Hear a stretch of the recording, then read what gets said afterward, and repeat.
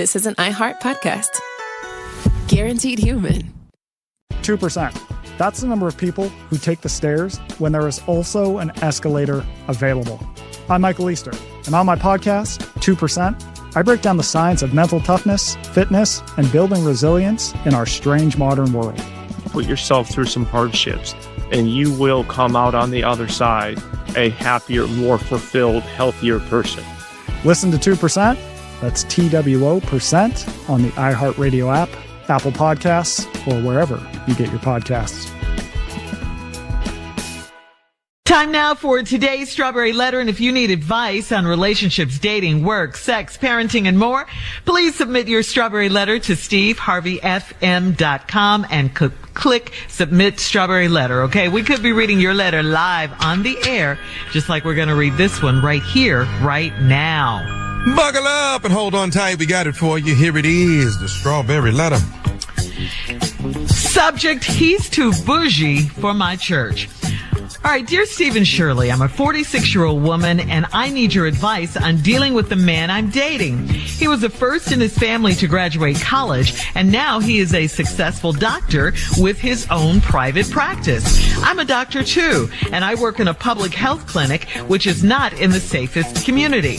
My boyfriend loves to joke about me working in the hood. He is opinionated and arrogant at times, and it drives me crazy. I should have known better, but I took him to my parents' church anniversary service last week, and it did not go well. I drove and picked him up, and as I turned into the neighborhood, he asked why we were heading to the ghetto. He saw the church and commented that he should not have worn an expensive suit and shoes, and he hopes no one breaks in my car while we're inside. I rolled my eyes at him and told him to chill. During the service, one of the older members of the church read a Bible verse, and my man corrected him under his breath. An older lady motioned for my man to be quiet. Then pastor spoke, and he started mispronouncing names from the Bible and hollering and sweating, and my man chuckled out loud several times, and I had to nudge him to stop. At the end of the service, the pastor came to say hi to me, and he said he couldn't wait to meet the rude person I brought with me. My man didn't mind being called rude, nor did he try to be polite. He told pastor the church needs to get security for the parking lot and only let members that can read well do the scriptures and announcements. He embarrassed me so badly that I almost broke up with him. What's funny is that he's from the worst hood in town. So why is he like this? Is this something he can change? Well, right now, reading this letter, the only thing he needs to change is you. I mean, you need to wake up and realize that you can do much better than this guy. And it's always these kinds of guys, they forget where they come from. You think they're better now because he's a doctor and doing well and all of that. So now he's looking down at everyone else. I mean, why would he go to church and embarrass you like that and be rude to the pastor and correct who does he think he is? And in a relationship, the priority should be you, okay? You should be a priority. He acts as if you and whatever you got going on is just so beneath him. Why am I here? Oh, you need security. Why are we going to the hood? Well, that's where you came from. Something worse than this, okay? You're a doctor, too. I just want you to remind you that you are a doctor, too, and you don't act like that. His problem, like I said, is he forgot where he came from, and instead of trying to help the community and be a shining example to them of you can get out, you can become a doctor, you can, maybe going back and helping some of the people in the community, do something. He's looking down on them. He's being rude to them. He's turned his back on them. He's being nasty to them. And he's making the snide remarks and comments to you. I don't know how you can put up with this. I'm sure you can do better. He needs to just move on. I just think he needs to move on. You need to let him go and let him know why you're letting him go. Steve? Wow. Let me just start by saying I don't like this. This doctor that you're dating is atypical of what happens. See, a lot of people think that their current position removes them from their former past. I'm going to say that again. Mm-hmm. There are a lot of people who think that their current position in life removes them from their past. The problem that they fail to realize is when you become successful, it is your past. It is that you were that helped you become who you are. See, let me explain something to you. If it wasn't for the hood, there's no way I'm in the position I'm in today. If it wasn't what the hood taught me and showed me, that's no way I'm who I am today.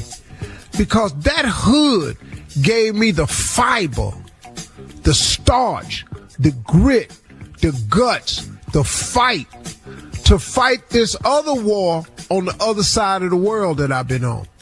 Now, this is the serious part that I'm giving you about this letter. There is no Steve Harvey without Wonder Love. He don't exist. He doesn't exist. Wonder Love is my former self. A character, an image of me that was created in the past that helped me survive where I was. Well, that thing right there is the very reason I got to be who I am.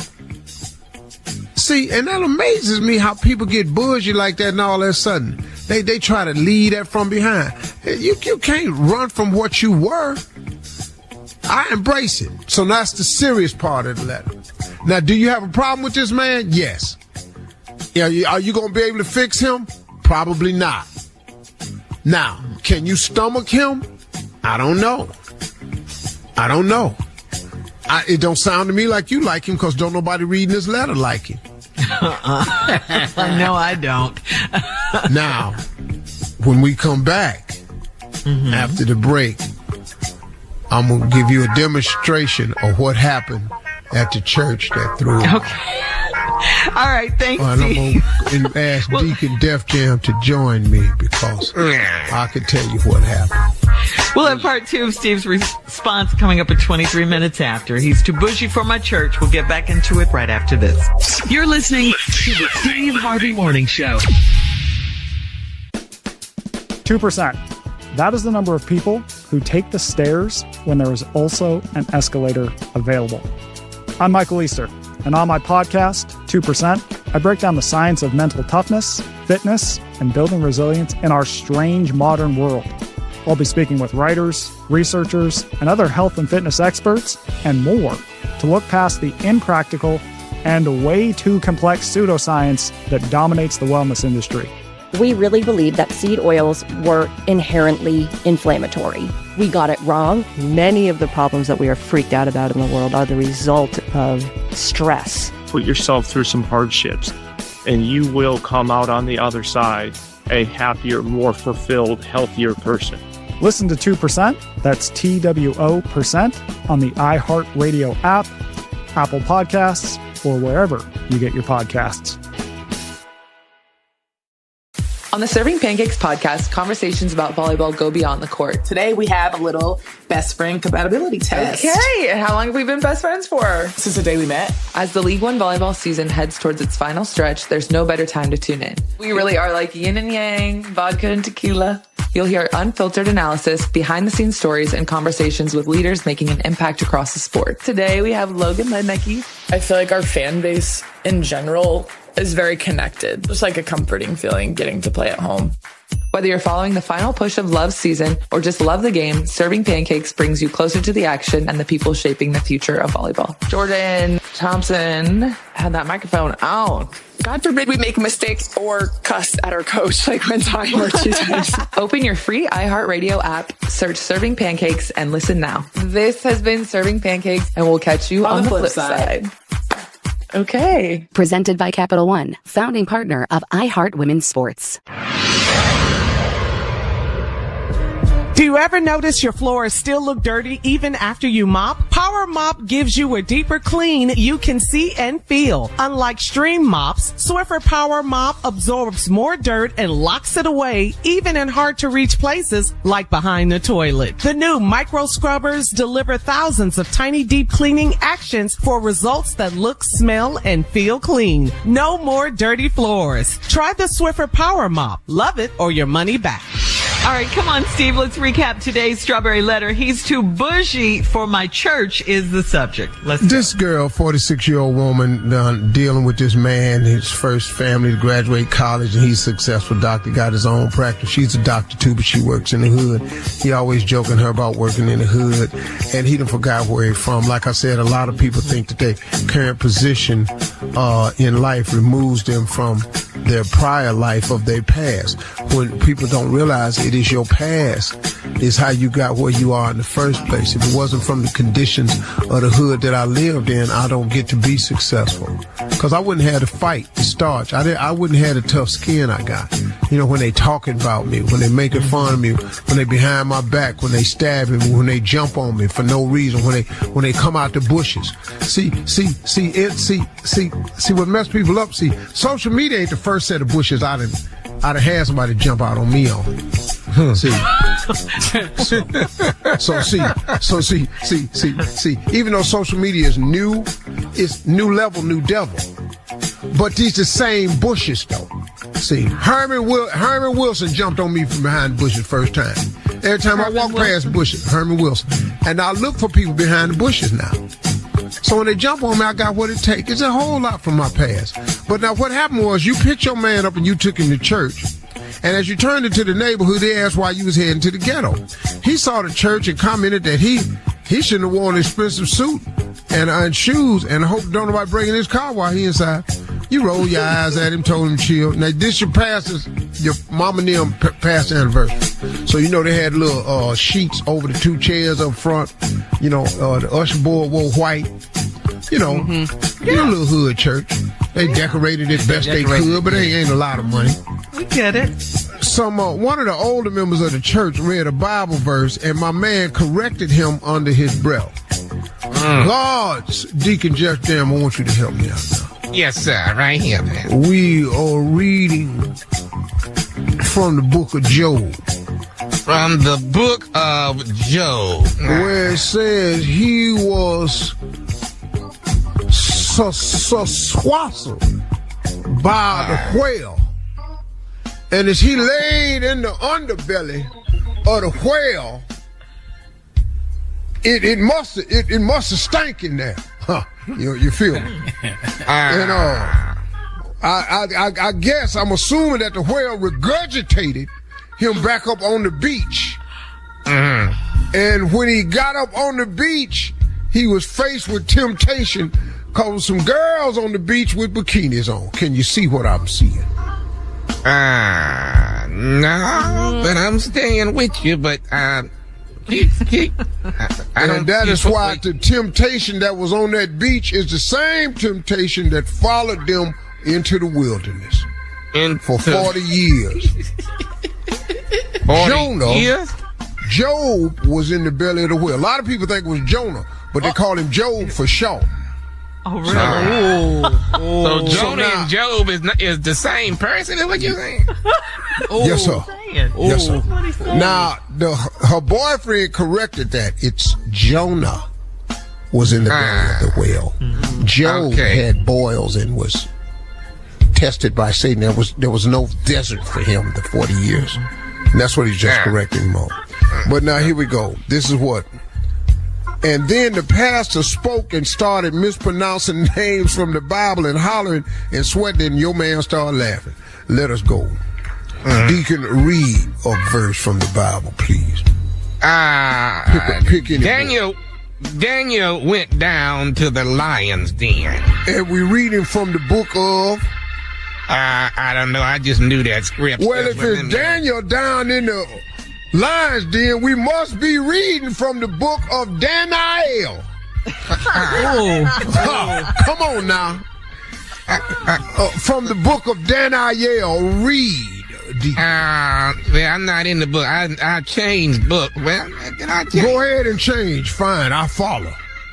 All right. Sure, read something from Thessalonians. Who? Thessalonians. Yes. Don't nobody preach from that no more, but okay, Thessalonians. Well, then, if you don't want to read from that, read from Exodus. No. That would be Exodus, I think, Pastor. You don't correct me. You must think you the doctor in this letter. No. I'm here for you. I'm here read for you. from the second book in the Bible, right behind Janias. Read from Do That There Runner. Oh. I'm still stuck on Janias. I've got to find that first. And then I want y'all to get ready to turn to first chloride.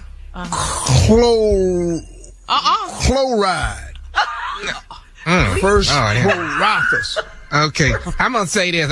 I know the doctors over there saying a lot, but we gonna have to start having more Bible study. And then we're gonna turn to the book of Proverbs. Whoa. And we're gonna read from Proverbs, and that'll be the end of it. And then we're gonna close out with peace psalms. And that ought to do it for us. That'll be all our lessons for today. Post your comments on today's Strawberry Letter at Steve Harvey FM on Instagram and Facebook. Coming up at 46 minutes after the hour, it's Junior and Sports Talk right after this. You already know what time it is, your boy DC Young Flag. I can't call it. This your man Cedric the Entertainer, and you're listening to the Steve Harvey Morning Show. That my dog. You're listening to the Steve Harvey Morning Show.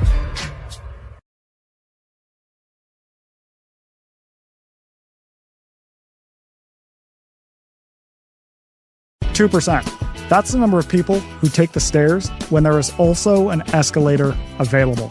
I'm Michael Easter, and on my podcast, 2%, I break down the science of mental toughness, fitness, and building resilience in our strange modern world. Put yourself through some hardships, and you will come out on the other side a happier, more fulfilled, healthier person. Listen to 2%, that's TWO% on the iHeartRadio app, Apple Podcasts, or wherever you get your podcasts.